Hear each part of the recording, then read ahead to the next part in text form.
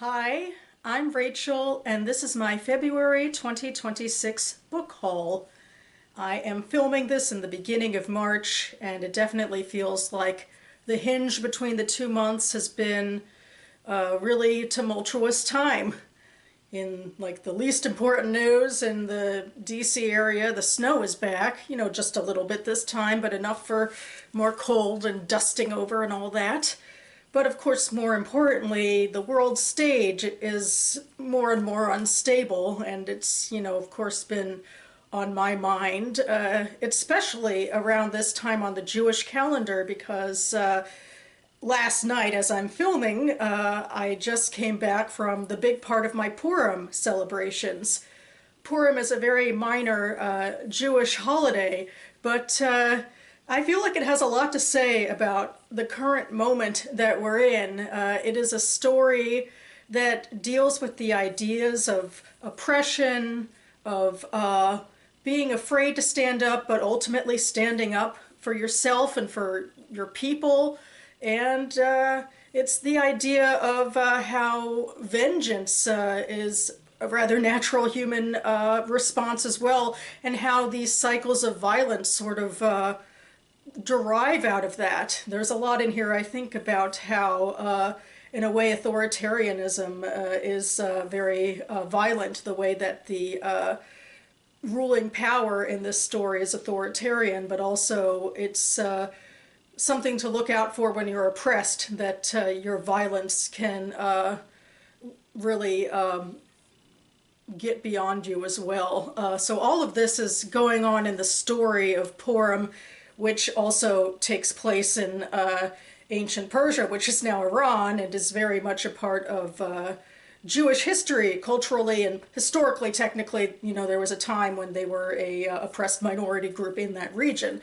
And I think this Purim came out to try to deal with that, and maybe more broadly with the idea of being an oppressed minority in diaspora.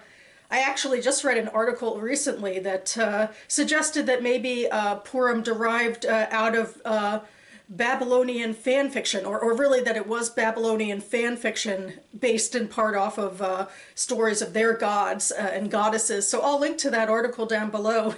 It's a shame, really, that I don't have more explicit Purim, I guess, books to share in this haul, but I do have parts of my celebration of Purim, which, the way that we celebrate Purim beyond the story, I think in its way is an important evolution.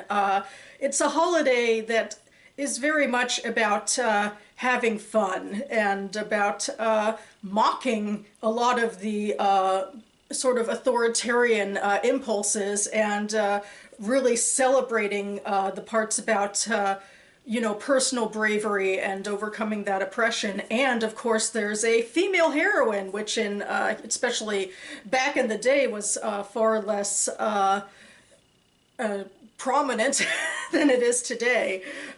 So anyway, Purim is especially a big deal in my synagogue. I think more so than maybe a lot of synagogues. We're a very large synagogue, and we have a very decent budget, and a lot of that goes to our celebrations. We have a big theme every year, and this year our theme was a circus, a fun house, and I was in what we call the flash choir, where we every year sing the parody songs of the Megillah, of the Purim story. We do cast people in the principal roles doing parodies of those characters to, songs with new lyrics from today. So we did sort of a medley of various songs with circus or clown themes.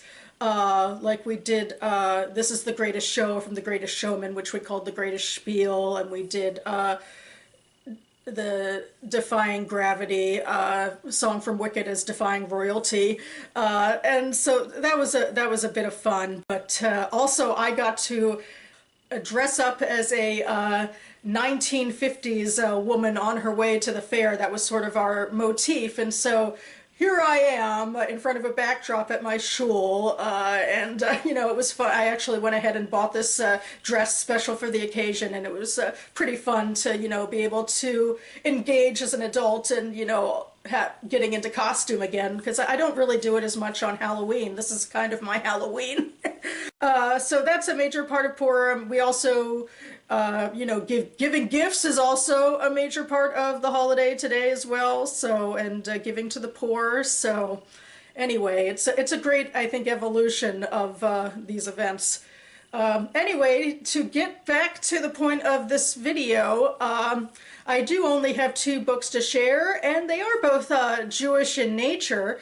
The first book is This Is Not About Us by Allegra Goodman, which was one of my anticipated releases of the year.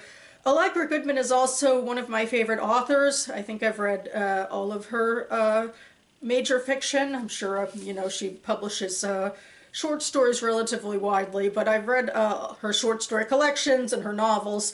This one is, I called it, I think, a return to form, but it's even more than that. This is the type of fiction I don't think she's written for like 30 years, so maybe she's also going through a midlife crisis. It's sort of the Jewish family-centered drama amalgamation that she last wrote in The Family Markowitz. I'll link to my review down below. In this one, we're going forward from, I think, a matriarch's sort of dying days, and we get into arguments with her sisters that continue on through the story. And a lot of it might have to do, or some of it might have to do, with a recipe for an apple cake, which is this image, and it's sort of a staple, I think, of Ashkenazi Jewish cuisine. One of our yummier ones, personally, I think. So yeah, I knew I wanted to get to this, and now I have my copy to read from.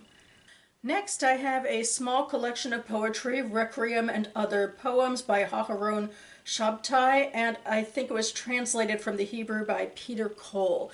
And this collection actually just won the National Jewish Book Awards prize for poetry, and that was one of the reasons I wanted to pick it up. I also thought I'd describe a little what this is about. The back copy is blurbs from other writers and so forth, but I might read from the review on the Jewish Book Council, so I'll just go ahead and put this here next to the Harry Potter Haggadah.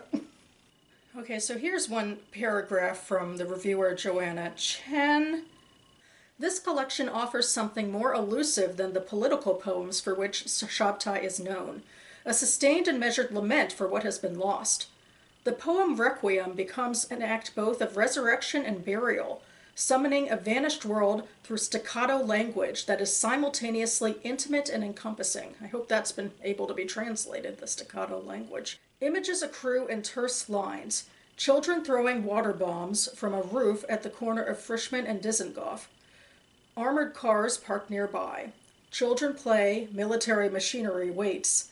These moments capture a world overshadowed by violence, yet Shabtai renders them with such understatement that the devastation arrives quietly, accumulating through detail rather than declaration.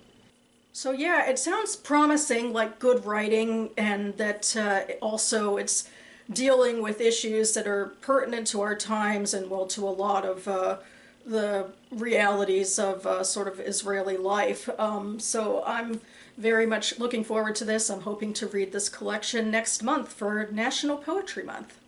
So that about covers it for me. I hope all of you who celebrated Purim with me, or are celebrating as I film this, are having a happy Chag.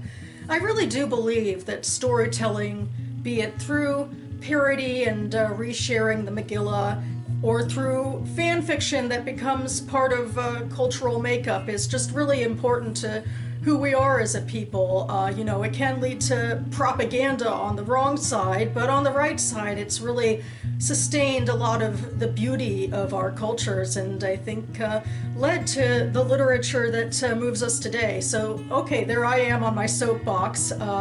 Expect me back on this channel in the near future with my page 112 tag and Buzzwordathon video that I do every month. In fact, I've already filmed it, so I get very excited for those. Stay tuned for that. And I figured I would sign off by doing a medley of the circus imagery that was at my shul last night. Is probably gone by now, but they've really put it up and down very quickly, and it's very impressive. and I hope you enjoy taking a look at them. And thanks so much for watching, everyone. I'll see you next time.